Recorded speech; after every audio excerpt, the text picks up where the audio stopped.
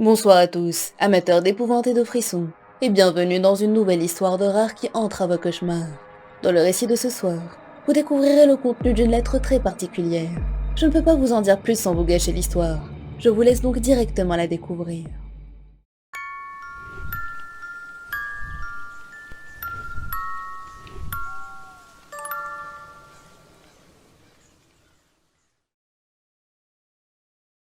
Bonjour. La première fois que je t'ai vue, j'étais surprise de pouvoir te voir. Tu avais une petite tortue dans les mains. Tu n'arrêtais pas de l'appeler Michelangelo. Une référence aux tortues ninja, j'imagine. Tu as remis tes longs cheveux bruns derrière ton épaule et tu t'es agenouillé pour placer la tortue sur le sol. Tu étais excitée de la voir avancer lentement sur l'herbe. Ça m'a rappelé mon chat, comment je jouais avec lui quand j'avais ton âge. J'ai observé toute ton enfance depuis ma petite fenêtre. La première fois que tu es monté sur un vélo, ta première journée d'école, ta première journée de collège et l'uniforme adorable que tu portais. La fois où tu as gagné le concours de sciences, ramenant chez toi un trophée en forme de cellule. Tu avais l'air tellement heureuse. Je t'ai vu grandir. J'ai vu ton corps changer. Tu es devenue plus grande, plus élancée, les traits de ton visage plus beaux que jamais. J'ai été témoin du changement de regard des autres à ton égard. Le regard jaloux des autres filles, les yeux doux des garçons. Comme tout ceci est arrivé devant mes yeux, j'ai remarqué que j'étais en train de changer aussi. Je vieillissais, je devenais plus faible. J'étais déçue, meurtrie. J'ai perdu toute volonté d'échapper à ma vie douloureuse. Tout ce que j'avais était cette petite fenêtre sur ta vie pour me motiver à continuer. J'ai vécu mes journées à travers les tiennes. Te regarder était suffisant pour me tirer de ma morosité. Tu ne pourras jamais imaginer le nombre de fois où tu m'as sauvé de mes mauvaises pensées, de mes mauvaises journées et de toutes les douleurs qu'elles engendraient. J'ai vu le jour où ce charmant jeune homme est venu te chercher en décapotable rouge. Ta maman n'était pas vraiment d'accord, mais elle savait qu'elle n'avait pas le choix. Tu devais à un moment ou un autre voler de tes propres ailes. Tu étais magnifique dans ta robe à fleurs, assortie aux fleurs d'été de ton jardin. Tu es rentré tard cette nuit-là. Tu avais un ours en peluche et le reste une barbe à papa. J'ai deviné que tu étais allé à la fête foraine. J'ai imaginé tous les manèges que tu as pu faire. J'ai imaginé à quel point tu t'étais amusé. J'étais tellement heureuse que ton premier rendez-vous galant se soit bien passé. Puis est venu le baiser magique.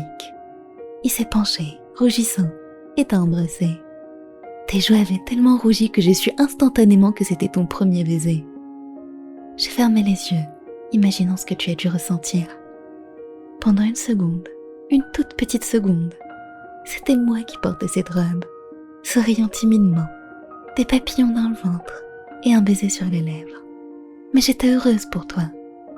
Je voulais te remercier de me permettre de vivre à nouveau, de me permettre de rêver à nouveau. Je voulais te remercier, mais je n'ai pas pu t'atteindre. Je ne pouvais pas aller te parler. Je ne savais pas comment faire. Si seulement tu connaissais l'existence de ma fenêtre.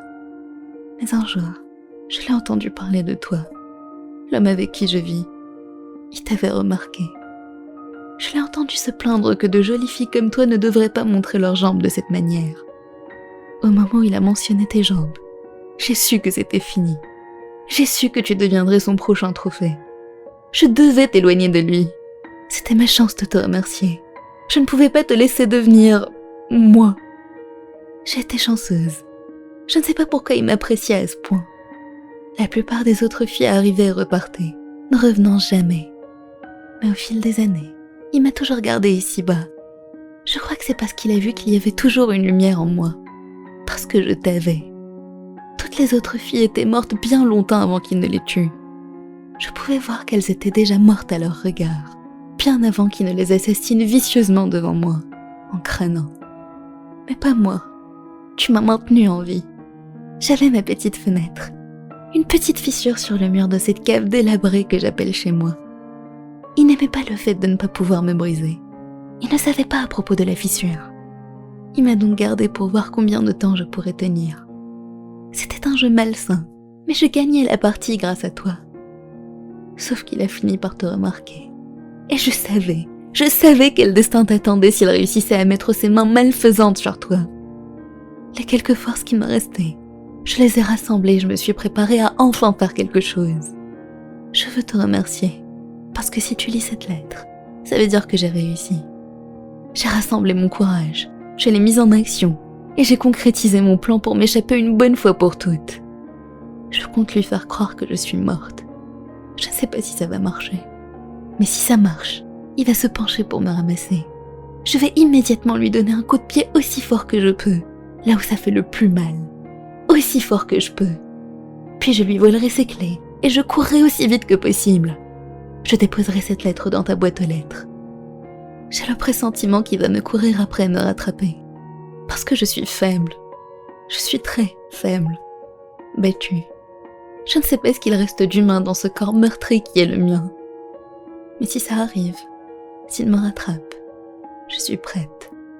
Je me suis préparée à quitter ce monde depuis un long moment. Je doute que qui que ce soit puisse me voir ou m'entendre. Cédro est tellement désolée.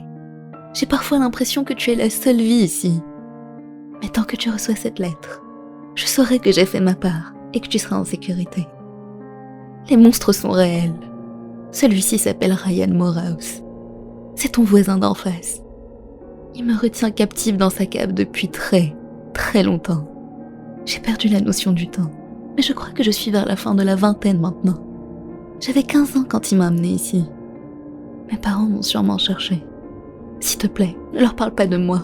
Je ne veux pas qu'ils sachent quelle torture il m'a fait subir. Je ne veux pas qu'ils me voient comme ça, brisée. Je veux juste que tu le signales à la police.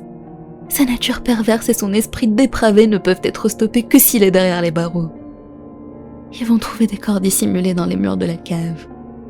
J'ai appris à vivre avec l'odeur depuis le temps, mais eux vont les sentir à la seconde où ils mettront les pieds ici. Il y a beaucoup de jeunes filles entre les murs de ma sordide chambre. Dis-leur de les traiter avec délicatesse. C'était de gentilles filles. C'étaient mes compagnes, mes amies. Mais surtout, je veux te remercier. Tu es la seule chose qui m'a donné la force de continuer. Tu étais ma lumière. Et maintenant, je m'échappe grâce à toi. Je m'échappe de cette horrible existence. Même si cela veut dire que je vais enfin quitter ce monde.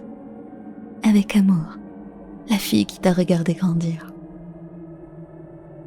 Nous avons trouvé cette lettre dans notre boîte aux lettres. Après l'avoir contactée, la police a pénétré dans la maison de notre voisin, de l'autre côté de la rue. Il prévoyait de kidnapper notre fille. Mais grâce à cette mystérieuse étrangère, ses plans ont été interceptés. Nous n'avons toujours pas retrouvé la fille qui a écrit cela. Nous aimerions penser qu'elle s'en est sortie vivante. Mais malheureusement, c'est hautement improbable étant donné que Ryan Morehouse a également disparu. Nous ne connaissons même pas son nom. Mais nous avons bien retrouvé la petite fissure dans le mur. La fissure d'où elle regardait ma fille grandir.